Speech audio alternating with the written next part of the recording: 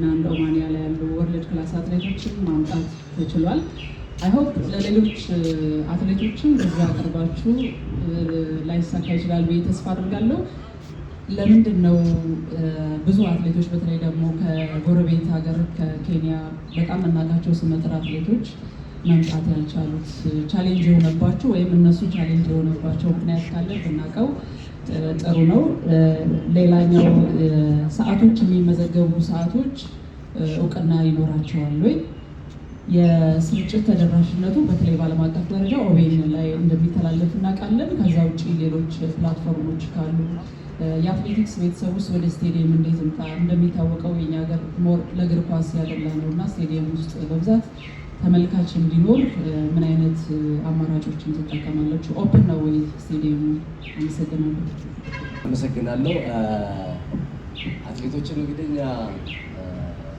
ከቅርብ ከጎረቤት ሀገሮች ያሉ አትሌቶችን ለመጋበዝ ሞክረናል። ከኬንያ አትሌቲክስ ፌዴሬሽን ጋርም ከዩጋንዳ አትሌቲክስ ፌዴሬሽን ጋርም ተነጋግረናል።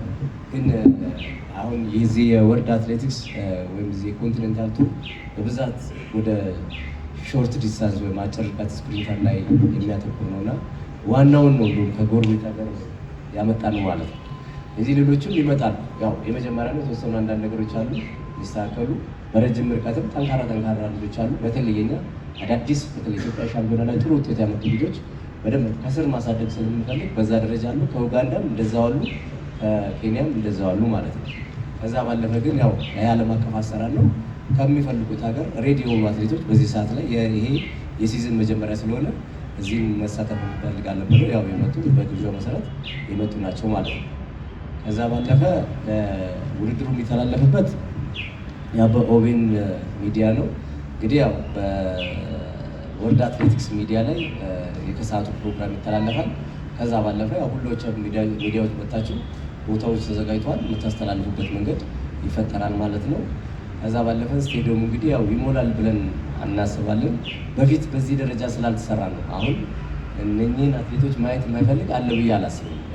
በጣም ወደ 75 አትሌቶች አሉ። ስቴዲየሙ ብትሄዱ አሁን ከሰዓት እየሰሩ ያሉበትን ትሬኒንግ ብታዩ ያው አትሌቶች ተወዳዳሪ ናቸው።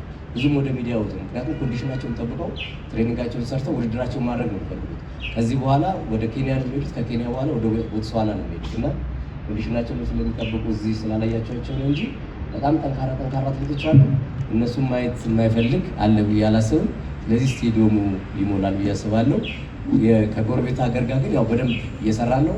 ለምሳሌ የኬንያ ኦሎምፒክ ኮሚቴ ቫይስ ፕሬዚዳንት ወይም ደግሞ የኪፕኬኖ ክላሲክ ዋና ዳይሬክተሩ ዛሬ ማታ ይገባሉ። ከናይጄሪያም ሁሉም ጋብዘናል። የሚችሉት መጥተዋል። ወደፊት እንደዚህ እያሰፋን እናደርጋለን ማለት ነው። እነሱም ጋብዘውናል። እኛም ኦፊሻሎቻችንን እንጋብዛለን። በአመራር ደረጃ የሚሄዱትንም በዛ ደረጃ እናደርጋለን ማለት ነው። ስለዚህ አንድ ጥያቄ ሊጨምርላችሁና እንዘጋለን ማለት ነው። አንድ እድል ከሌለ ነሽ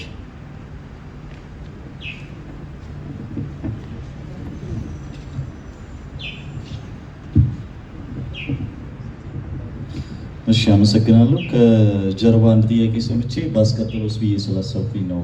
የውድድሩ ሰዓት ስንት ሰዓት ላይ እንደሚጀመር፣ ምን ያህል ሰዓትስ እንደሚፈጅ እነዚህ ነገሮች ግልጽ ሊደረጉ አሪፍ ይመስለኛል። ሌላው ግን እንደዚህ አይነት ግዙፍ ውድድሮች ወደ አዲስ አበባ መምጣታቸውን ተከትሎ እንዴት ልታሳምኗቸው እንደቻላችሁ፣ ሂደቱ ምን ይመስል እንደነበር ብትነግሩ። ምክንያቱም ቀላል አይደለም ብዬ አስባለሁ እና ስለ ሂደቱ ጥቂት ብትሉበት አሪፍ ይመስለኛል።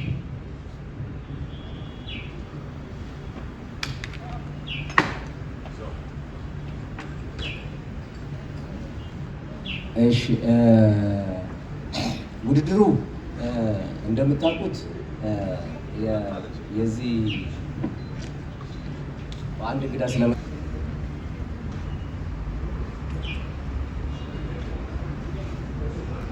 እሺ፣ ውድድሩ ለሁሉም አትሌቶቻችን እድል ለመስጠት ሞክረናል።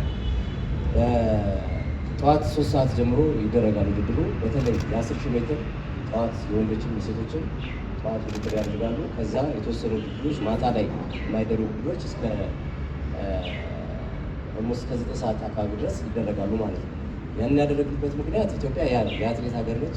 በተለይ 10,000 ሜትር ዓለም ላይ ከዳይመንድ ሊጎች ላይ እና ከዚህ ከኮንቲኔንታል ሊጎች ላይ ስለወጣ እድል መሰጠት ስላለበት ጠዋት ይደረጋል።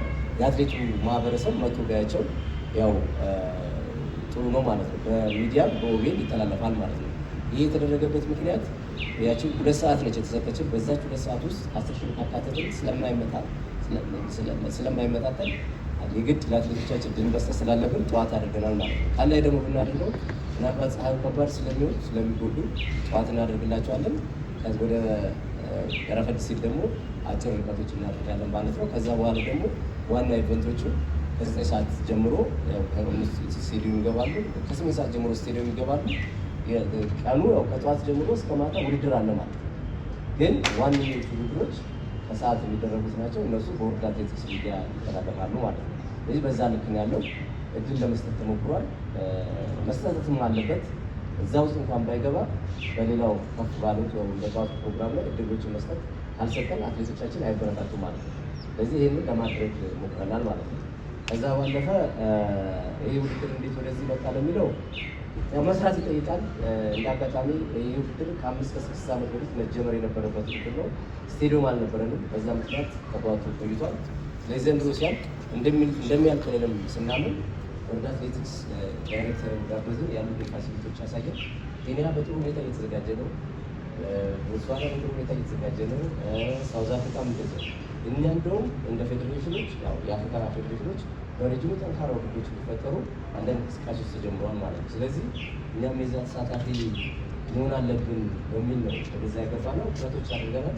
ወርልድ አትሌቲክስ ደግሞ በጣም የኢትዮጵያ አትሌቶች ውድድሩን ድሉን ሰጥቶናል፣ ደግፎናል ማለት ነው። አሁን እሳቸው በዚህ ደረጃ የመጡት አንዳንዶቹን የሚችሉትን እንዲህ ሰፖርት እንዲያደርጉ ነው ምን አትሌቶች እንዲመጡ የተደረገው እና በዛ ልክ ነው። ይሄንን አጠናክረን ከዚህ በኋላ እንግዲህ በጥሩ ሁኔታ የምናስቀጥለናል ማለት ነው። ስለዚህ አዲስ 2 አትሌቶች መጥተዋል። ጥያቄ ካላችሁ እሱ መርደኪዎስ ይባላል። የኢትዮጵያ 400 ሜትር ሯጭ ነው። እሷ ደግሞ አዲስ የመጣችው ጥያቄ ካላችሁ ወደ እሷ ምን ታደርጋላችሁ ማለት ነው እና የተወሰነ ነገር ደግሞ እነሱ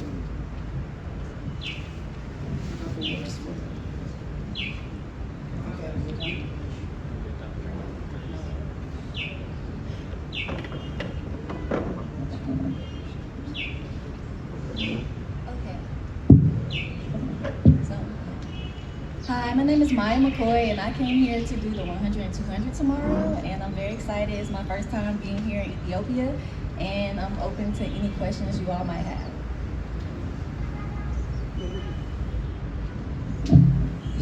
አመሰግናለሁ። ያው ስሜ መርዶኪዮስ ወልዴ ይባላለሁ። የ400 ሜትር እና የ200 ሜትር ሯጭ ነኝ። በቅድሚያ ማመስገን የምፈልገው ያው እዚህ ያላችሁ የስራ አስፈጻሚ ኮሚቴ አባላት፣ ጋዜጠኞች፣ እንግዶች ሁላችሁንም ማመስገን ፈልጋለሁ። ስለዚህ የተወሰነ ጥያቄ ካላችሁ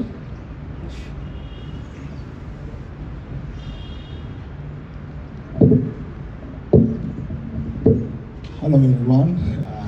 We've been meet each other in so many races in Diamond League, stuff like that. And you told me that earlier conversation today was for the first time he was here. So what do you expect?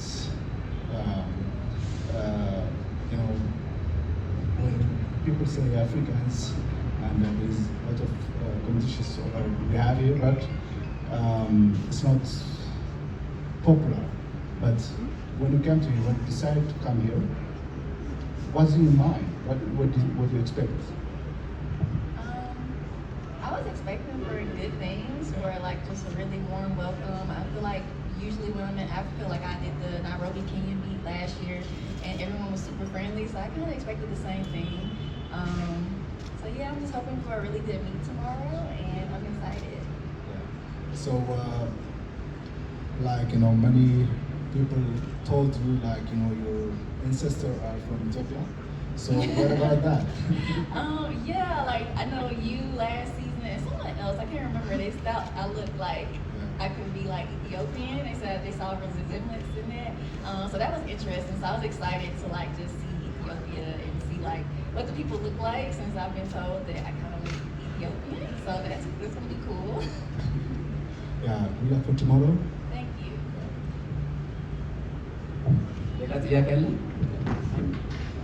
ጥሩ የውድድር ዓመት እያሳለፍክ ነው የምትገኘው። ጥሩ ጥሩ የሚባሉ ሰዓቶችን እያስመዘገብክ ነው ያለው። ይሄ ደግሞ የዓለም አቀፍ የውድድር መድረክ ነው። ሆምስ ኢትዮጵያ ላይ የሚደረግ ነው በደጋፊዎች ፊት። ምን አይነት ሰዓት ለማስመዝገብ ምን አይነት ውድድር ለማድረግ ነው ያሰብከው? And my next question to Mia, welcome to Ethiopia. I can see the resemblance. You exactly look like us. We are so happy to have you here. There are so many Ethiopian athletes, legends in this country, especially the long distance run. Do you have any favorite one? And Ferdinand, have you been told that you look like the Ethiopians? Thank you. አመሰግናለሁ። ያው ቅድም ስሜን ማስታወቂያለሁ፣ ምናልባት ቅድም የሌላችሁ ስሜ መርደኪዮስ ወልዴ ይባላለሁ። የ400 ሜትር ሯጭ ነኝ፣ የ200 ሜትር ሯጭ ነኝ እና እንትን የምለው ነገር ካለ ያው ትልቅ ነገር ነው። ይሄ ትልቅ እድል ነው የተሰጠን።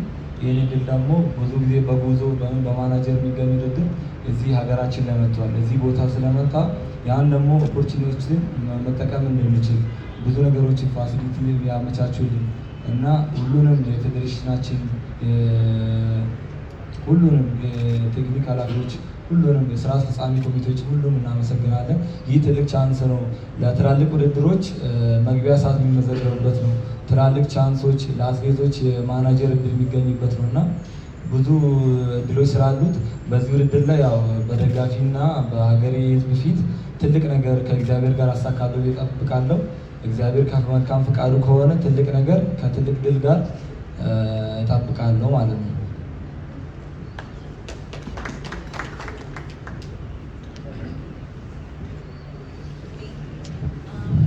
Your question was, what's my favorite Ethiopian athlete? I actually don't have a favorite Ethiopian athlete in particular. I know you all are like so good at distance. I feel like anytime I see someone killing it distance-wise, more than likely they're from here. Yeah. Oh yeah. My bad. Kenya too. But yes, I don't have like anyone just in particular. I mean, Kenya and Ethiopia go way back in time. I remember when I was a young kid, I used to watch the likes of Gabriel Selassie go head on with the Eliud Kipchoge. And back then, when Tergat was doing so well in cross country, we used to see a lot of Ethiopians. And I still have very good friends in the circuit, Lubuma, Tsegei. You know, those are great friends. We meet in the lobby, take pictures sometimes. So, I mean, we are good friends. And every time I'm on the circuit and I see Africans, I'm like, yeah, we're from our motherland, so we support each other. So, I mean, it feels great to just come to Ethiopia. And I'm hoping that we can keep coming back here and keep inspiring the other athletes that are coming up in terms of I know the long distance already has a structure, but now we need to build up on our sprints as well, because sprints is not meant for any country. It's not for the Jamaicans, it's not for the Americans. I mean, I've done it, and South Africans are doing it, Botswana are doing it. So, I mean, why not Ethiopia? So, we are here because one, we want to compete, but another thing, we want to inspire the next generation of sprinters as well. So when they see us, we're just human beings. We're not robots or machines. We're just guys who just put our head into this and we're just working towards getting better and better. So I'm hoping that we can be an inspiration to the next generation of sprinters in Ethiopia. Yeah.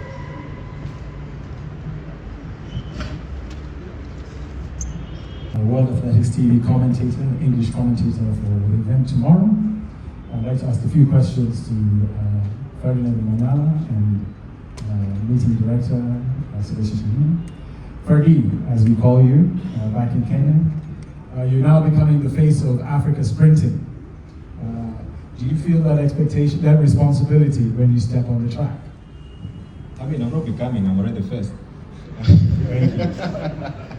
But yeah, I mean, like, that's something that I take with pride because when I first stepped on the track in my first race in 2016, my main aim was just to change the notion that Africans cannot sprint. And we worked so hard for 6-7 years to just make sure that we achieve that. And now that we are there, the level of competition needs to stay up there. We need to have a redefinition of sprints in Africa as well as just the rest of the world. So definitely I feel like it's kind of my responsibility to just make sure that this culture never dies. I always say that as a first Kenyan to break 10 I don't want to leave a gap in the country. I don't want to leave the gap in the region as well. I want this to keep going. And recently, those who follow me, I just launched my sprint club, and we are going into schools because that's where the raw talent is. We want to develop the raw talent from schools because that's where everything starts. And I'm glad that we had a partnership with Jamaica 2-3 weeks ago, being one of the people who made sure that that partnership came into place. And I'm glad that it was taken up by the authorities. We want to make sure that we have whatever they're doing, just bring it in and keep it in schools and make sure that we have more and more sprinters. I don't want this to die with me. I don't want to leave a gap in this country, I mean in Kenya, in Africa. I want this culture to keep going, and with the support of federations, private sector like we're doing right now, I think this dream will just become a reality in the near future. Thank you. You've already shown strong early season form this year. What specifically are you looking to execute here in Addis? Tomorrow is about getting faster. I mean, I've been hungry for sub-10 for the last 20 months. And I think, I know this is the perfect place to do that. And with this kind of support and exposure and excitement, yeah, definitely looking forward to that tomorrow. Great. This next two questions are to Sileshi Shihini, Meet Director, Commander. This is a major moment for Ethiopian athletics to host. What does hosting this Grand Prix mean for this country? It means a lot for us because Ethiopia, Kenya is that country of athletes, so it is a big thing for us. So we want to continue like this. It's a good thing for us and for our people also. Okay. Do you see this event growing into something comparable with the established meetings like Nairobi and Rabat with the Diamond League? Of course, we are starting just for next year now. So next year, I think we will have a good meeting, same as Kano Classic, and we have to help each other and we have to grow. So I think it will be just one of big events in the world. Great. And how important is it for Ethiopia to showcase not just distance running, but sprinting and field events as well? That is the important thing. So just for all Ethiopians, they know about the long distance, marathon, but now this year we are starting with the short distance, like this legends here. So just our people, they are eager to see those athletes. So I think it's a new thing for us as a country also. All right, thank you. One more. What would success look for you, for you after this weekend? The success will be the first thing. Just now everybody arrived here. The second, just I think we'll have a good race on tomorrow. So after that, we will think just how we will organize for next year. So that will be our success. Wonderful. Thank you very much.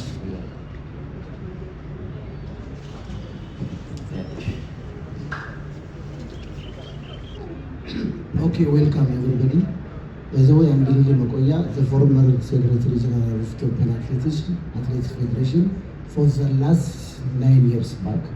And also I'm the Technical and Communication Director of Ethiopian National Olympic Committee. All of you are welcome to this homeland of your country. By the way, I would like to appreciate World Athletics, especially Mr. Peace, to give such type of opportunity for our development of athletics. I thank you. And also for the legends of Kenya, thank you.